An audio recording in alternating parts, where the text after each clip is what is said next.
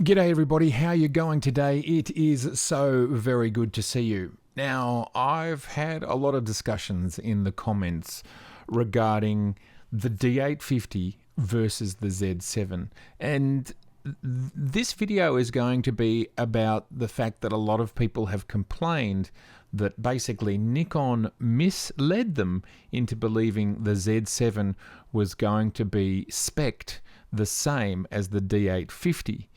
And they feel misled. It's not as simple as the Z7 being a replacement for the D850. I don't think that, broadly speaking, Nikon ever said it was the D850 replacement. I think what was clear and obvious was that they had the same megapixel count, those two cameras. And here they are. There is the D850, and there is the Z7. So to me, these two cameras don't even look the same, which is a clear signal that they have a different use case.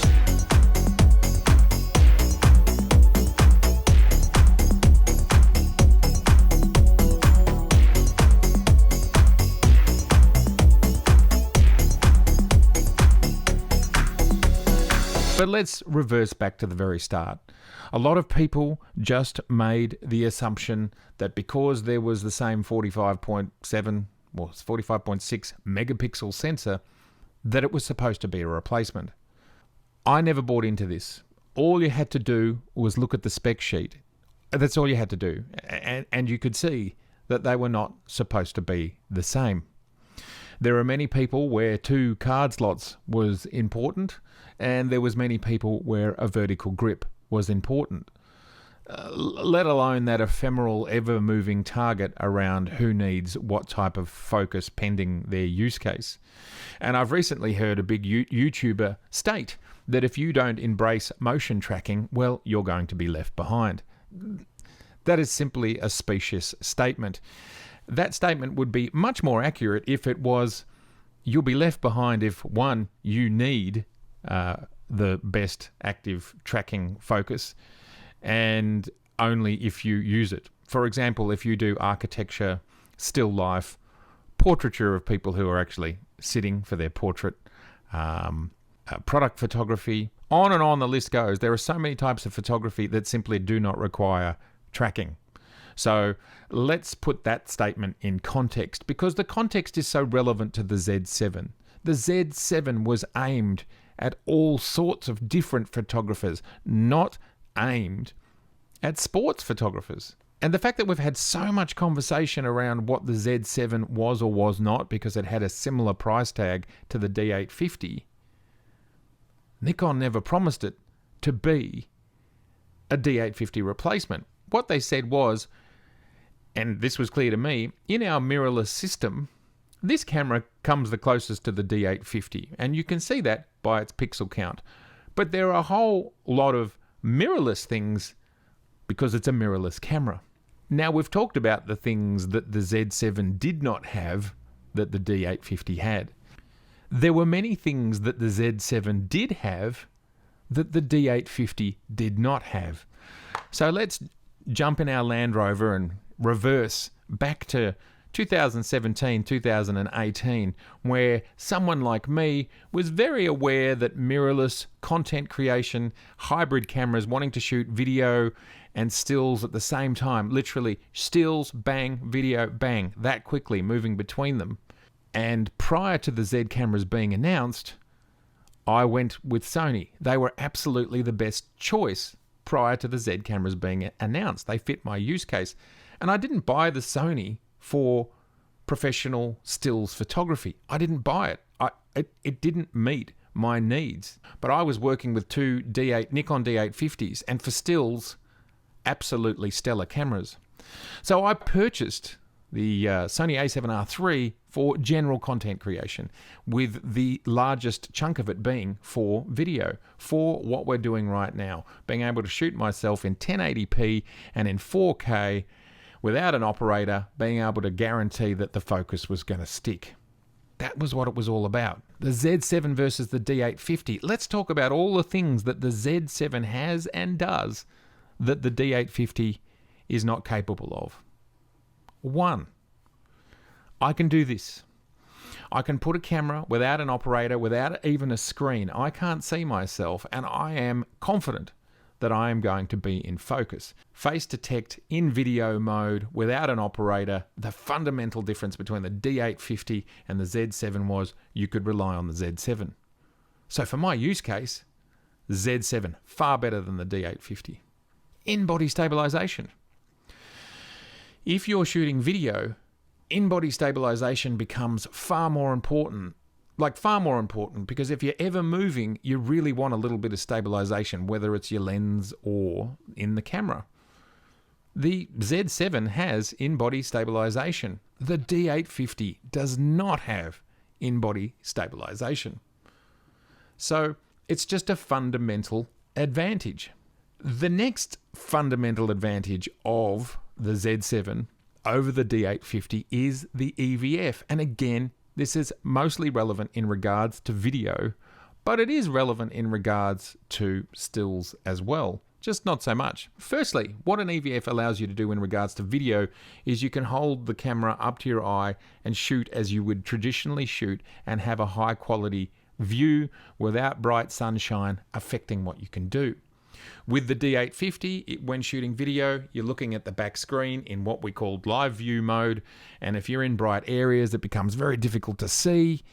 Again, it's just a very different use case, much harder to work with the back screen than it is with an EVF when you're trying to see what you're doing.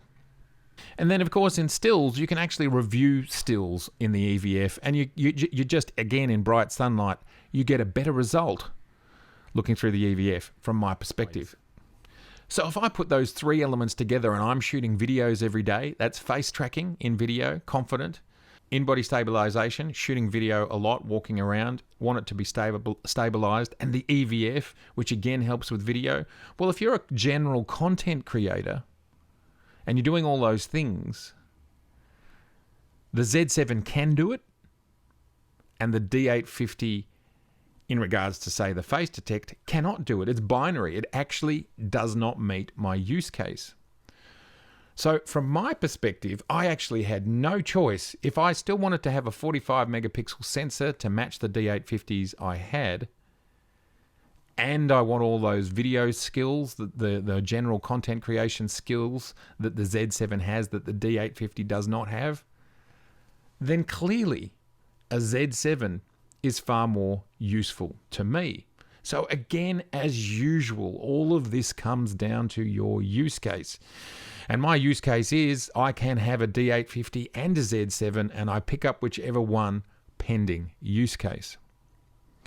So to go back to the original premise, people complaining, why was the D850 and the Z7 priced so similarly, yet some people felt that it was basically Nikon misleading them, and it didn't have things like the second slot and the vertical grip, and perhaps the focus was not as faster in specific use cases. Well, sure, yes, there were some things missing, but Nikon had put a whole lot of new things back in. Thus, the value is similar, and from my perspective, I could now do things that I could never do before with a 45 megapixel Nikon camera. And then there are other reasons why it was expensive. For one, I am very happy with the notion of the early adopter tax. The Z system was new. It was very exciting. It was the biggest, shortest mount the world had seen. So why not? Why shouldn't we be charged a little bit of a premium to be getting the first look at this technology? Lots of companies do it. Probably one of the most obvious companies in the world is Apple to do this sort of thing. Further to that, we had this new mount which was changing what could optically happen. I can tell you from my own personal experience, I am so happy that I had the Z7 and then the 50mm, because it was the 50mm that really showed me what was going on. I did have the 24-70 f4, and that was a great lens, but it was when I got the 50mm 1.8 that it really showed me the power of the Z mount and where Nikon were going, and it started to unlock for me what was happening. And I was an early adopter. I did that in the first 6 to 12 months of the cameras being released. So I'm okay. I'm a professional photographer. I'm experimenting with the system. I'm understanding the system. I'm starting to trust the system. And in that time, in that first 6 to 12 months, I started to use it in a professional setting. It was here, it arrived, it worked, and we can see, you can look across YouTube and you can look across the internet and you can see there's many photographers, hundreds if not thousands now, who are starting to embrace the Z system and use it professionally.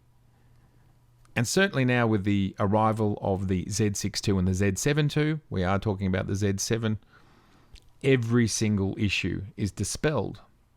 But then people lost their minds. Why is it? Why did Nikon even bother to make the original Z7 with its one slot and its no vertical grip with buttons? And I'm like, again, it's profoundly simple to me. And there's two reasons. There's two reasons why it was totally cool that Nikon did it. One, the D850 was released less than a year before the Z7. So Nikon professionals had what is considered the best all-rounder DSLR ever made, or one of them ever made. So people were still buying them new when the Z7 came out. So Nikon users were perfectly satiated with the camera that they had. Now a professional, if they need multimedia assistance as well, they could have just picked themselves up a Z6 very affordably, got their 4K, etc., etc. The cost of that camera for a professional is negligible. So again, it's like Nikon have not let us down at all. They've given us the very best DSLR ever made from most people's opinions, and it's not even a year old. So why would anybody be wanting a Z to replace their D850 6 months after they've bought a D850? Why would they do it? The only people that would do it are people who are early adopters, who are experimenting, who are trying to understand it. So it made perfect sense. And the other profound reason is there are no lenses on launch. You literally start with 0 lenses, and within a week or 3, you've got 2 or 3 lenses, and then it takes a year or 2 to flesh out the system. And that is exactly what's happening. It's exactly what I said a couple of videos ago, which you can watch. This system is just starting to be fleshed out in around 2 years, and by 2.5 to 3 years, it's going to have a lot of lenses. No professional is going to drop the D850 that they just bought and buy into the Z system, wanting the native lenses, because of course that's the experience everybody wants, when there's only 2 or 3 lenses, and no company is going to get 20 lenses out on launch day. So there is no logic in Nikon providing the full pro experience body when they don't have lenses to go with it, native lenses to go with it. There is just simply no point doing it. So for those out there that want to continue the agenda that why didn't Nikon give a pro body, and why was it that the Z7 and the D850 were similar priced, and why did they mislead us? Well, from my perspective, just none of that is true. None of that makes any sense. There wasn't the lenses to go with the bodies. The D850 was not even a year old, and professionals had bought the camera was constrained. That camera has sold in such massive quantities. There was simply no reason for it. And then the very last reason why what Nikon did was normal is because Canon did exactly the same thing. They released the RP and the R1 slot, SD slots. No, they didn't even put IBIS in those cameras. The 4K was crippled. So Canon did the same thing. And when Sony started their range of alpha 35mm detachable lens cameras, they did the same thing too. They only had a couple of lenses on release. They only had 1 card slot for the first 5 years. The first cameras had no IBIS in them. So this is industry normal. I don't think Nikon misled anybody. I think there was extra value in the Z7 that wasn't in the D850, and you could just choose. Do you want the camera that's a much more powerful, just stills only camera, and that's the D850. And when I say much more powerful, I just mean at the bleeding edge, and it's basically related to frame rates and focus. Otherwise, the Z7's very similar. And the card slots and the vertical grip. So you choose whether you want that system or you choose whether you want the general multimedia content creation system. That's the Z7. Time has passed. Now you can buy a Z7 II, and it's pretty much going to cover everybody's needs. Now, quite a few people have asked me, why are you saying the Z7 II is not now the D850 replacement? And the reason I'm saying that is people will expect the D850 replacement to be better than the D850. It'll have a higher spec. It'll have more going on. I think the Z7 II is going to be very similar to the current D850. Clearly, it's got the vertical grip. Clearly, it's got the 2 slots, exactly the same as the D850, the SD and the XQD/CF Express. Focus, I think, is, by the look of it, it's very similar. Even Jared Pollan has been impressed. He's just done a Z6 II review, and in his own words, it performed better than he thought, closing the gap much better. He loves the 70-200. He loves the 14-24. Can't wait to get my hands on one of those. So I would say the Z7 II is extraordinary. I mean, it's close. It's the same on so many fronts.